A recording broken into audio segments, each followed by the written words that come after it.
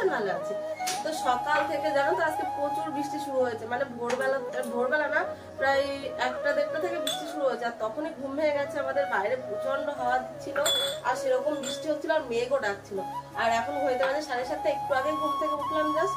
আর এদিকে দেখো অর্ক আমাকে টেনে টেনে নিয়ে আসলো রান্নাঘরে, আর এদিকে কি করছে দেখবে, দাঁড়াও। চা খাবে বলে এখানে চায়ের কাপ ঠাপ সব রেডি করা হয়ে গেছে। এই যে ছেকনি পাচ্ছে, আর কি বলতো চিনি নেই, একটুখানি চিনি আছে, তো ওর মতন একটুখানি চা করছে। আর উঠে এদিকে দেখো সব রেডি করে দিয়েছে, দেখো সব চায়ের কাপ, এই যে চামচ গুলো সব পেরেছে, সব রেডি হয়ে গেছে। তো চলো ওকে আগে চাটা বানিয়ে দিই, মানে ঘুম থেকে উঠে ওনার আগে চা খেতে হবে। কি চা খাওয়া, ঘুম থেকে উঠে ওরা চা বানায় দিতে হবে, দেখো অবস্থা। তো চলো দিদি এখন দাঁত মারছে,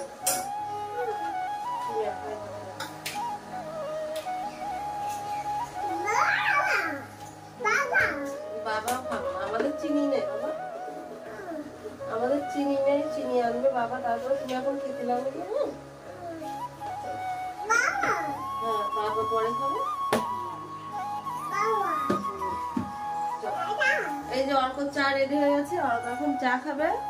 আর আমি এদিকে কাজ বাজগুলো গুছিয়ে নেবো, এখনো বিছনা টিছনা কিচ্ছু গোছানো হয়নি। আর আমাকে দেখে বুঝতে পারছি কিনা জানি না, আমার এখনো ব্রাশটাও করা হয়নি। ঘুম থেকে জাস্ট উঠে বাইরে থেকে এসে নাইটটা চেঞ্জ করেছি, আর তার মধ্যে এই যে চা করতে করতে আমাকে রান্নাঘরে টেনে নিয়ে এসেছি।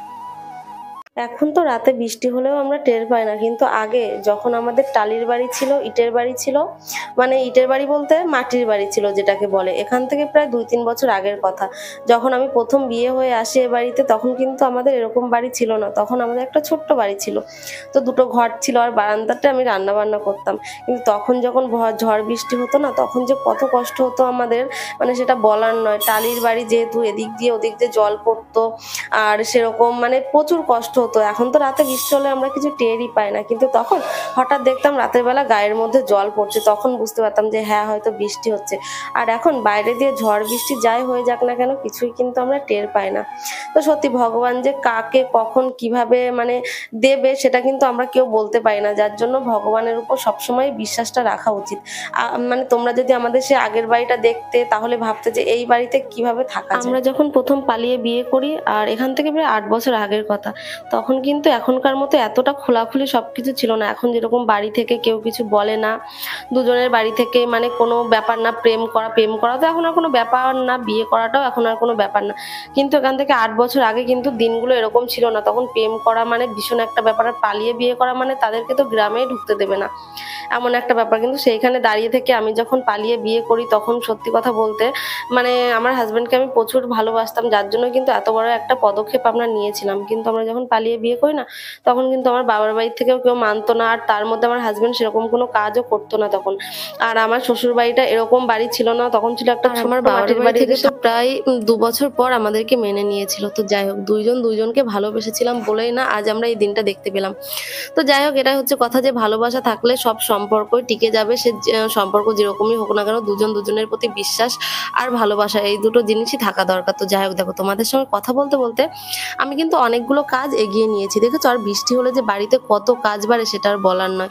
আর আমাদের এই ব্যালকনিটার পরে প্রচুর ধুলো বালি নোংরা পড়ে, জানো না, উপরে যেহেতু এখনো কোনো কাজ সেরকম ভাবে কমপ্লিট করা হয়নি, যার জন্য তো বাইরেটাকে ভালো করে পরিষ্কার করে নিলাম, সিঁড়িগুলো, ব্যালকনিটা, তারপর চলে আসলাম ঘরটাকে মুছবো বলে।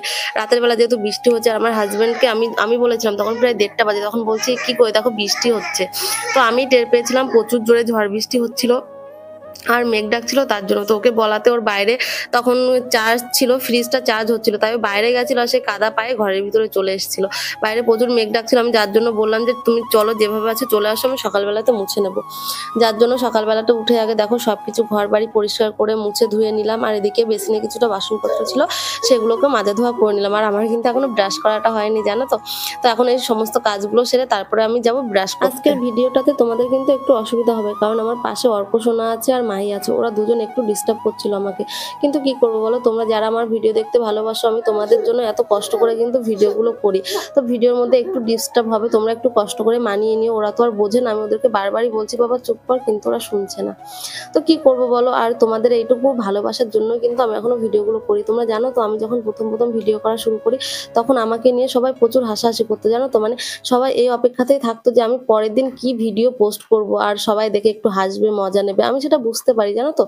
আর বুঝতে পারি কি, এত কিছুর মধ্যে দিয়েও যে আমি আজ এই জায়গাতে দাঁড়িয়ে আছি, সেটা একমাত্র তোমাদের ভালোবাসা আর আশীর্বাদে। তোমরা কিছু মানুষ যে আমাকে এতটা ভালোবাসা দাও, সেটার জন্য আমি অনেক অনেক খুশি। আর আমিও কিন্তু তোমাদেরকে সমানভাবেই ভালোবাসি। তো যাই হোক, তোমরা তো কিছু কিছু মানুষ একেবারে আমার পরিবারের একজন হয়ে গেছো। টাটা মাহি।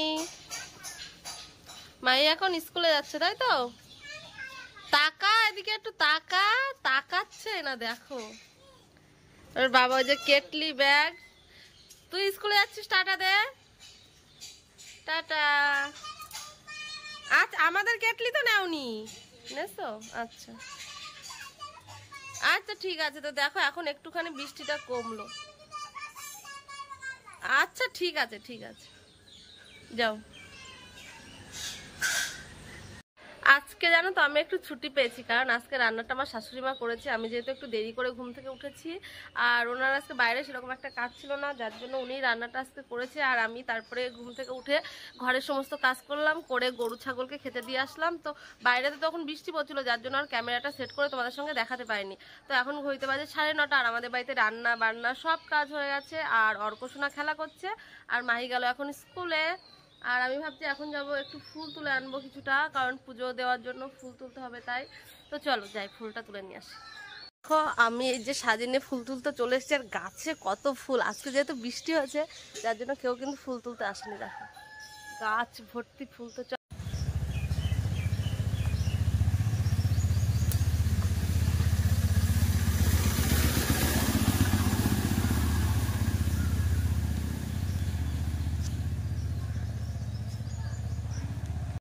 এই গাছটা দেখো ফুলে ফুলে পুরো ভরা।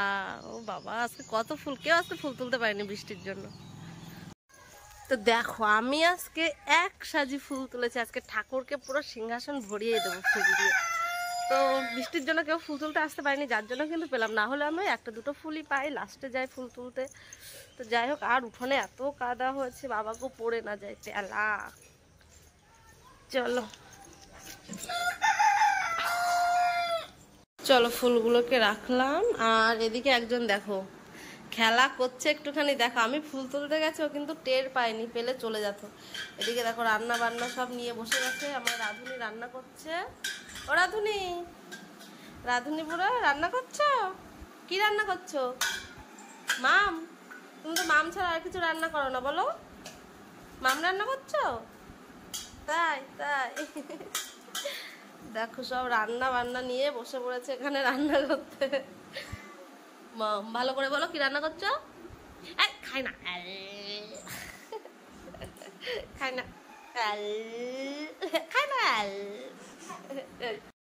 রান্না না থাকলে মনে হয় যেন সারাদিন কোনো কাজই নেই। তো দেখো আমার আজকে পুরো সারাদিন রেস্ট, একটুখানি কাজ করলাম, আর এখন আবার একটুখানি শুয়ে আছি। আর অল্পদের দিকে খেলা করছে, তো আমি আবার একটুখানি শুলাম। এখন শুয়ে শুয়ে একটুখানি মোবাইল দেখবো, মানে একটু এডিটের কাজ আছে, সেগুলো করবো।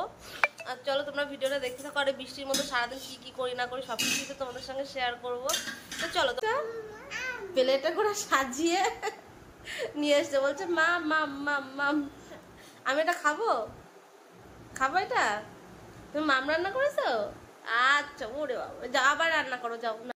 জানো তো মাঝে মধ্যে মনে হয় আবার যদি সে বিয়ের আগের দিনগুলো মানে ফিরে পেতাম, তাহলে অন্তত আমি এখনো 8-10 বছর পর বিয়েটা করতাম। আমার কথাটা শুনে হয়তো তোমাদের একটু হাসিই পাবে। তো যাই হোক, আমার এটা সত্যি মনের কথা, জানো তো। এত দায়িত্ব কর্তব্য আমি আর সামলে সামলে পারছি না। তো যাই হোক, দেখতে পাচ্ছি তো আমি কিন্তু আজকে অনেকদিন পর একটু নেল পলিশ করতে বসেছি। এমন একটা দিন ছিল যখন বিয়ের আগের কথা এটা, আমি যখন কলেজে পড়তাম, আমার 2 হাতে বড় বড় নখ ছিল, আর আমি নেল পলিশ করতে প্রচুর ভালোবাসতাম, জানো না। আমার নখ দেখে আমার মানে টিচাররা সব বলতো যে তুমি কি বাড়িতে কোনো কাজ করো না, 2 হাতে বড় বড় নখ রেখে দিয়েছো। কিন্তু বিশ্বাস করো, আমাদের বাড়িতে প্রচুর কাজ ছিল। আমি যখন প্রথম প্রথম কলেজে উঠি তখন আমার বাবা বাইরে চলে যায়। তখন বাড়িতে আমি আর আমার মা, 2 বোন, মানে আমরা 2 বোন, ভাই আর মা, আমরা 4 জনই ছিলাম। তো তখন আমার মা নতুন করে একটা পোলট্রি ফার্ম চালু করে, আর সেই ফার্মের সমস্ত কাজ মানে A to Z, একটা পোলট্রি ফার্ম চালাতে গেলে যে কতটা মানে তার ভিতরে কাজ থাকে তো সেটা কি বলবো। তো সেই সমস্ত কিছুই আমরা 3 জনে মিলে করতাম। আমার ভাই তখন প্রচুর ছোট ছিল। তো যখন আমি টিউশনে গেলে এরকম স্যারেরা বলতো কথাগুলো যে বাড়িতে কি তুমি এক গ্লাস জল গড়িয়েও খাও না, 2 হাতে এত বড় বড় নখ রেখেছো।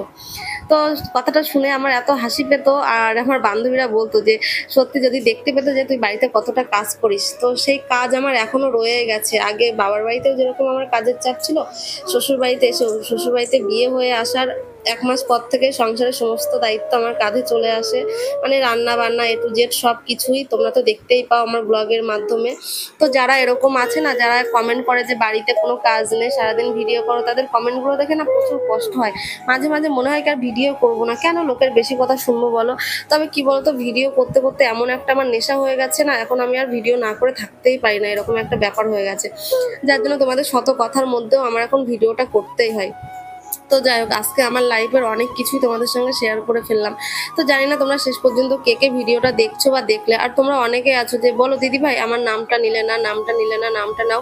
তো আমি বলবো যে তোমরা কিন্তু আমার ভিডিওটা পুরোটা দেখো না, জানো তো। যদি দেখতে তাহলে বুঝতে পারতে যে আমি কিন্তু ভিডিওতে সবার কমেন্টের উত্তর দেওয়ার চেষ্টা করি, আর বেশিরভাগ সবার নাম নিয়ে থাকি। তো রানী বলে একটা বোন আগের দিনের ব্লগে আমিও নাম নিয়েছি, তবুও বলছে দিদি ভাই তুমি আমার নামটা নিলে না।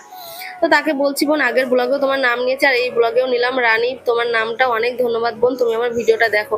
আর একটা বোন আমাকে খুব সুন্দর কমেন্ট করেছে, রাশমিয়া খাতুন, রাশিয়া খাতুন না কি রাশমিয়া খাতুন, তো এরকম কিছু একটা নাম, যে রাশিমা খাতুন, সরি বোন রাশিমা খাতুন। তো সেই বোনটা আমাকে অনেক সুন্দর একটা কমেন্ট করেছে, তো আমাকে অনেক ভালোবাসা জানিয়েছে। তো চলো আজকের ভিডিওটা আর বেশি বড় করলাম না, একাতে বৃষ্টির মধ্যে সারাদিন আর কি বা করবো বলো। তো দেখো আমি স্নান সেরে পুজো দিয়ে সোনাদেরকে খাইয়ে আমিও খেতে বসে গেছি, আর ওদিকে আমার হাজবেন্ডও বসে খাচ্ছে। তো চলো আজকের ভিডিওটা এই পর্যন্ত রাখলাম। ভালো লেগে থাকলে অবশ্যই লাইক কমেন্ট শেয়ার করো, আর চ্যানেলটা সাবস্ক্রাইব করে আমার পাশে থেকো। এভাবে একটু সাপোর্ট করো যাতে আমি আরো অনেক দূর এগিয়ে যেতে পারি। টাটা।